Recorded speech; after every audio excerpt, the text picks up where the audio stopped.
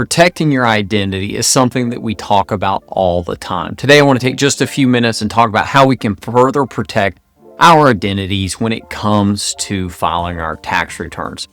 Hi, I'm Stephen Crawford with today's Friday Fireside Chat.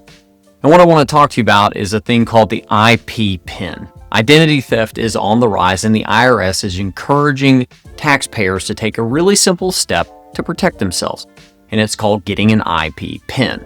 All right, so what is it? Well, the acronym stands for an Identity Protection Personal Identification Number, IP-PIN. This is a 6-digit code that the IRS issues to help prevent tax fraud, and it ensures that only you can file a tax return with your Social Security number or your individual taxpayer identification number. All right, so let's talk about who can get one. Well, the good news is anybody with a Social Security number or that ITIN, individual taxpayer identification number, even those living abroad can apply. The IP-PIN is valid for 1 year, and when it expires, the IRS will automatically generate a new one for added security. All right, so how does it work? Well, if you have that IP PIN, you must use it when filing any federal tax return that year. And here's a really important note. The IRS will never call, email, or text you to request your IP PIN. If you get a message like that, you know it's spam. So let's talk about how do we actually get one of these IP PINs.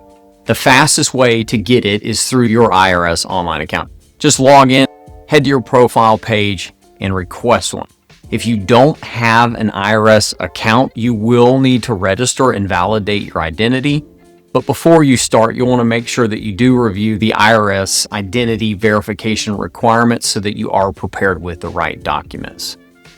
As you know, protecting your identity has never been more important, and an IP PIN is a simple, powerful tool to keep fraudsters from filing a tax return in your name.